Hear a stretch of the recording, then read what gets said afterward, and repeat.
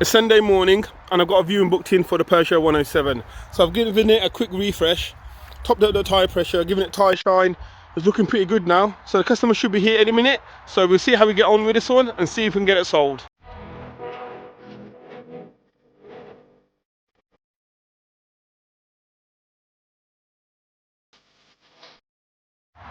So the customer eventually turned up for the Peugeot 107, took it for a test drive. They somehow got lost and they were heading down towards the M1 on junction 15, which is down the dual carriageway from us, down in that direction over there. They didn't seem to know where they were, so I went over there, met up with them. They were parked up in an industrial estate right next to junction 15, and then they followed me back down here to where I store my cars. They took off for a test drive and they put a deposit down, so that's good news. So we've sold the Peugeot 107. I actually dropped the price down as well, so she's got a bit of a bargain there. It was up for 2295, and a few days ago I dropped it down to 2195. So she's put a deposit down, paying up the full price. Nice little car, so that will do her good. She had a Peugeot 206. It's a 2005, but it's failed its MOT, and her mechanic said it will cost her around £1,300 to get it right, to get it through the MOT. So she's I think she's storing it or scrapping it, and then she's bought this, so that's good. So hopefully she'll be down on Friday to collect the car and pay the rest of the balance on the car.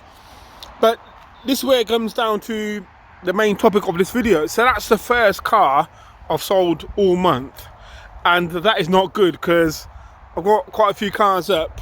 I know they're all not up for sale, but I've got quite a few cars up here that are up for sale.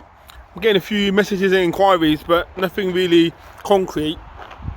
And I've only made like 300 odd pounds on 107. So one car sold in the whole month isn't good news, guys. So it's worrying times, but luckily my previous employees have contacted me and they want me to do some contracting for them. So that's going to help out. I think it's going to be about 10 to 15 days of contracting. So I'll get some salary there to help out to pay the bills and the cost of even the storage of this place as well, and just pay the bills at home and all that kind of stuff. But guys, it's worrying times. I'm not sure what's going on. Are people saving up for Christmas and stuff, or people not buying cars and only buying cars if, like, for example, of the 107, where their cars are actually like on the last legs and only buying the cars out of necessity rather than buying cars because they want to like upgrade the cars. So I'm not sure, guys, but it's worrying times indeed. But please do all you can to support the channel. Please hit the subscribe button. It doesn't cost you anything. Helps out the channel, helps to support the channel, and it just helps out to grow the audience here on YouTube. So I've got a bit of a story behind the potential sale of this A-Class, guys. So yeah, let me know what you think of the story, and if you want me to add other stories into my videos as and when I come across them. So for this one, if you watch the previous videos, actually a previous customer of mine was interested in buying this car. So this is a diesel. He's got a Seat Leon FR, I think it's a 2013. So he's got a new job, and basically where he works at the moment was literally a 10-minute drive from where he lives, but the new job is quite a bit further distance, so that's why he wants to get a diesel car. So I took this down to his workplace. He checked this car out, I checked his car out, and we pretty much almost come to a deal. But he was going to look at a few other cars and then come back to me if he wanted to buy this one. So after viewing the other cars and having to think about it for a couple of days, he wanted to go ahead and buy the A-Class, which would have been good news for me. As viewers of this channel who've watched this channel from the beginning, know I've had this for a long time, so it would have been good for me to get this moved on. But unfortunately, what happened with his car, he was saying he was driving it and there's like a rotten egg smell like that come into the car, and then the car went into limp mode, and he only had his car for about a month. So he contacted the garage that he bought it from. Luckily he bought it from a garage, so you think he'd be covered with under the Consumer Rights Act and all that kind of stuff, and he did actually have warranty. So the garage told him to go and contact the warranty company. So we contacted the warranty company, but they said whatever's the issue with the car, he's not covered with that, so he had to go back to the garage. So he went back to the garage, and in that time he's got a few friends who are mechanics, So I think they went and checked the car out and all that kind of stuff, and they confirmed it's a catalytic converter that's gone on the car, and they estimated it will cost about £1,600 to get it fixed. So there was a bit of to and fro between him and a garage, and then I think that they finally agreed to collect the car and do the repairs. So a couple of weeks ago they collected the car on a Monday, and they said they will drop it back to him on a Wednesday, but they actually had it for a longer period than that. They had it for about a week and a half. So then he let me know that he's received the car and he's going to drive it around for a couple of days to see if it drives all okay. So he got it back, I think about 2 Saturdays ago, and he was driving it around over the weekend. And on the Monday, the car died on him. So what he had to do, he had to call his recovery company and get it recovered home. So interesting on that car, I should have mentioned this earlier, was in some of the previous MOTs, there were advisories, I think, or failures. I think it was advisories for emissions. So it may be that this is a long-term issue on that car. It kind of would have suggested with the emissions on the MOTs and stuff. So I'm not sure how they got past that and how they fixed that. So after the car breaking down on him, he contacted me saying, you never guess what's happened with the car. It's broken down. And he's just going to ask for a refund. So he's emailed the garage that he bought the car from, but he hasn't had a response yet. So let me know what you guys think on that one. He bought the car for about 7 grand. It's just after a month after having the car, and it's basically died on him after they supposedly repaired and fixed the issue with the car, which was the catalytic converter. What would you expect in that situation from the garage? Let me know in the comments down below. From my side of things, I think they need to take the car back and refund him the money. Fair enough, if he's put mileage on the car, you can allow for the mileage difference and give him a bit less, but I don't know what they expect him to do. He's only had the car for a month, and it seems like there was an issue potentially before he bought the car because of the previous MOTs. So hopefully he can get that resolved.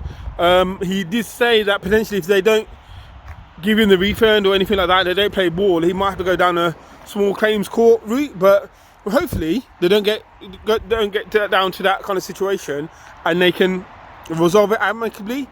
I had a similar situation before I started doing the YouTube stuff. I had a 2013 Polo 1.2 petrol, 89,000 miles on the clock. I got it into stock. I think it had a longer MOT anyway, but we serviced it, sold it to the customer, who was a local customer just down the road in Wellingborough. And then the customer was telling me that I drove it around, it was fine for me, but when the customer took it home and stuff, he was saying it was like losing power. So he dropped it back off to me. I took it to my mechanics. I think we changed the spark plugs, coil pack and all that kind of stuff, and it seemed to be driving fine. So then the customer come back, collected the car. He put a full tank of petrol in the car because he was going to take his son on some driving lessons and stuff, and he rings me in the afternoon saying the car's died on him and they had to push it back from the end of the road to his house. So obviously when he told me this, I was really surprised because the car was driving fine when he took it back from me. So I said, that's not a problem, can you get it back to Northampton, or I'll have to arrange collection. Luckily he worked for a local farm and they had a trailer, so he put it back on a trailer, brought it back to Northampton, and then I took it to we dropped it off to my mechanic. And within like minutes of me telling the mechanic what happened, he diagnosed that the timing chain had snapped. So after further investigations, that's what my mechanic confirmed. So then I gave my customer a full refund back on the car, and I also offered to refund him the full tank of petrol that he just put into the car. But he could see that I was being amicable about it, I was being genuine about it, I wasn't trying to hide anything. It was just one of those things that happen on the car, and apparently on those 1.2 petrols, it's a common thing, the timing chains are a bit weak. So he took the full refund, and he wasn't even bothered or worried about the full tank of petrol he put in there. I did offer to refund him the amount that he put in for the petrol, but he seemed to be happy just for the full refund. We shook hands and we were amicable about it. So you can see that I wasn't trying to rip him off or anything like that, and sometimes these things happen, but as long as you treat the customer fairly, I think they can see that you're being genuine about it. So hopefully the guys who sold a Seat Leon to my potential customer or my previous customer, hopefully they can be amicable about their situation and take the car back and give him a full refund, so then he can buy the A-Class, fingers crossed. In other news, I've taken this down to my mechanic, and he's had a quick look around the car. So I've ordered the brake disc and pads. I've ordered a service kit for it, and he's had a look at the dodgy. This one's got a dodgy gear knob, and he thinks it's to do with something on the gearbox. So hopefully he can fix that. He said it shouldn't be a big fix. He thinks the linkages and all that are fine. So I'm just waiting for the parts to come into stock and when he's available. So hopefully Tuesday or Wednesday this week we should get that one done and then get it up for sale. I've also got the iX35 back from my mechanic, so we've done a service on that one. There's a few bits that failed on the car with its last MOT, but we've done that now. So it's got 12 months advisory free MOT. Still needs a good valet. The only thing, oh yeah, we fixed the sunroof as well, so just needed a bit of silicone spray along the rails, and that's all moving fine now.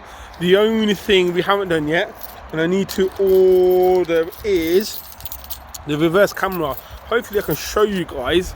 So when you put it into reverse, on the camera it just comes with a black screen, and I don't know if you can see, I don't know if camera focus and you see it. Yeah, you can see that there. There's a crack in the lens of the camera. So I've had a look on eBay. Well, first thing I did was I rang up the Hyundai main dealers for a price on the camera, and guess how much they quoted me? £535 and a few pence for a reverse camera. I was like, oh my god. So then I looked on eBay. You can get like cheap Chinese ones for like 20-30 quid, but I'm not gonna risk it. So I've come across a genuine Hyundai one for about £120. So I'm going to order that and then get that replaced, get the camera replaced. Hopefully that'll be working then. You could argue I can get this validated now, and then whilst I'm waiting for the delivery of the camera, and then get the camera installed. I know everyone works slightly different, but I don't like to list stuff. Maybe this is where I'm going wrong. I don't like to list stuff until everything's done on the car and then get it listed. Because I could get this validated, get the videos and get the pictures on Auto Trade and all that kind of stuff, and then drop off to my mechanic when the camera comes. But I don't know, maybe that's, thinking about it now, talking out loud, maybe that's the way to go, rather than it was just sitting here for a couple of days while I'm waiting for the delivery of the camera. Yeah, let me know guys, so you traders out there, what would you do? Would you get it validated and get the pictures up for sale and all that kind of stuff, get the car listed for sale, and then when the camera arrives, just drop off to your mechanic, get the camera sorted? Yeah, so let me know what would you do with that. And then thanks guys, I hope you enjoyed the video. Thanks for watching. As I said, it's really quiet for me, so please smash the subscribe button. Please hit the like button. Thanks for watching. Take care, and I see you in the next one.